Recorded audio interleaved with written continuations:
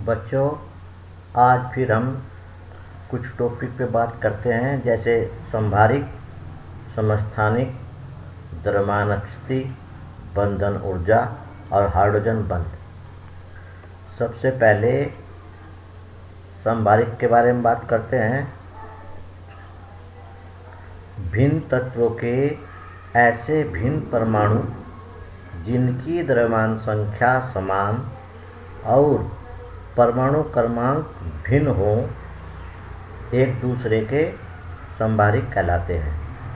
जैसे carbon 14, nitrogen 14 और argon, potassium और कैल्शियम भी एक दूसरे के संभारिक हैं। समस्थानिक, एक ही तत्व के ऐसे भिन्न परमाणु जिनके परमाणु क्रमांक समान और द्रव्यमान संख्या भिन्न हो, एक दूसरे के समस्थानिक कहलाते हैं। जैसे कार्बन 12, कार्बन 13, कार्बन 14 और हाइड्रोजन 1, हाइड्रोजन 2 और हाइड्रोजन 3। अब बात करते हैं द्रव्यमान स्थिति की। परमाणु के नाभिक में उपस्थित नाभिकीय कणों अर्थात प्रोटॉन व न्यूट्रॉन के कुल द्रव्यमान और नाभिक के द्रव्यमान के अंतर को द्रव्यमान स्थिति कहते हैं। इसको डेल्टा एम द्वारा प्रदर्शित करते हैं।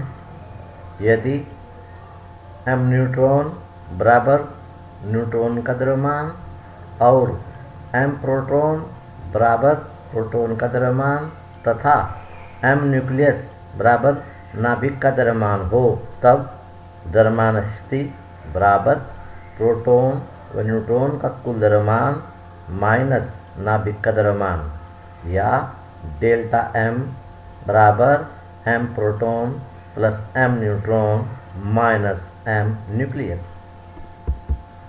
अब बात करते हैं बंधन ऊर्जा की। बंधन ऊर्जा नाभिकीय कणों अर्थात प्रोटॉन व न्यूट्रॉन के संयोग से नाभिक के बनने में जो ऊर्जा मुक्त होती है, नाभिक की बंधन ऊर्जा कहलाती है। जैसे प्रोटॉन व न्यूट्रॉन मिलकर नाभिक बनाते हैं और ऊर्जा मुक्त करते हैं, या नाभिक को उसके घटक कणों अर्थात प्रोटॉन व न्यूट्रॉन में तोड़ने के लिए जितनी ऊर्जा की आवश्यकता होती है, नाभिक की बंधन ऊर्जा कहलाती है। अर्थात नाभिक को हम कुछ ऊर्जा देंगे जिससे वह प्रोटॉन प्लस न्यूट्रॉन में टूट जाएगी।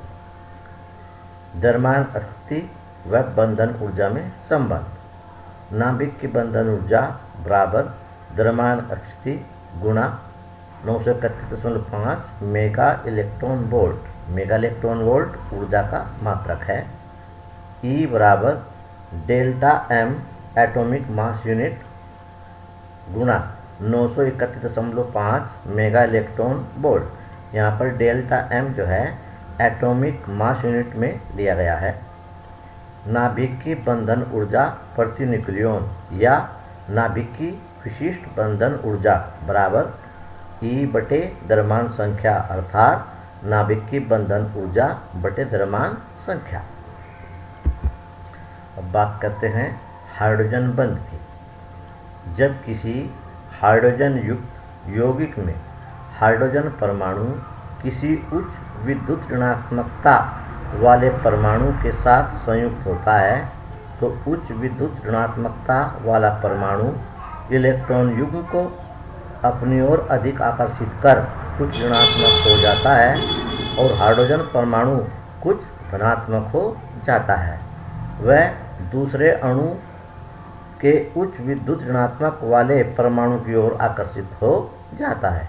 इस प्रकार जब हाइड्रोजन परमाणु दो उच्च विद्युत ऋणात्मकता वाले परमाणु के बीच ऐसे पुल का कार्य करता है कि वह एक ऋणात्मक परमाणु के साथ सहसंयोजक बंध द्वारा और दूसरे ऋणात्मक परमाणु के साथ दुर्बल स्थिर वैद्युत बल द्वारा जुड़ जाता है, तब इस दुर्बल स्थिर वैद्युत बल को ही हाइड्रोजन बंध कहते हैं और इसे बिंदु रेखा द्वारा प्रदर्शित करते हैं। उदाहरण के लिए हाइड्रोजन फ्लोराइड में जो बिंदु द्वारा दर्शाया गया है वो हाइड्रोजन बंध है।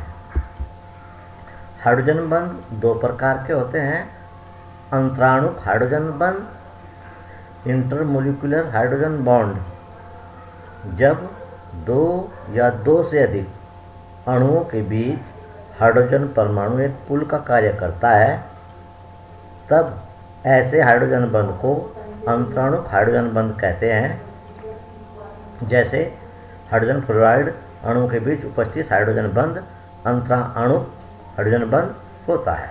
नंबर 2, अंतःअणुक हाइड्रोजन बंध, इंट्रामोलिकुलर हाइड्रोजन बॉन्ड। वे हाइड्रोजन बंध जो एक ही अणु के हाइड्रोजन व विद्युत ऋणात्मक परमाणु के बीच बनते हैं अंतःअणुक हाइड्रोजन बंध कहलाते हैं। जैसे ऑर्थोनाइट्रोफिनोल व ऑर्थोहाइड्रोक्सी बेंजोल्डिहाइड में जो हाइड्रोजन बंध होते हैं वो अणु के ही बीच अंदर होते हैं, इसलिए उनको अंतःअणुक हाइड्रोजन बंध कहते हैं। धन्यवाद।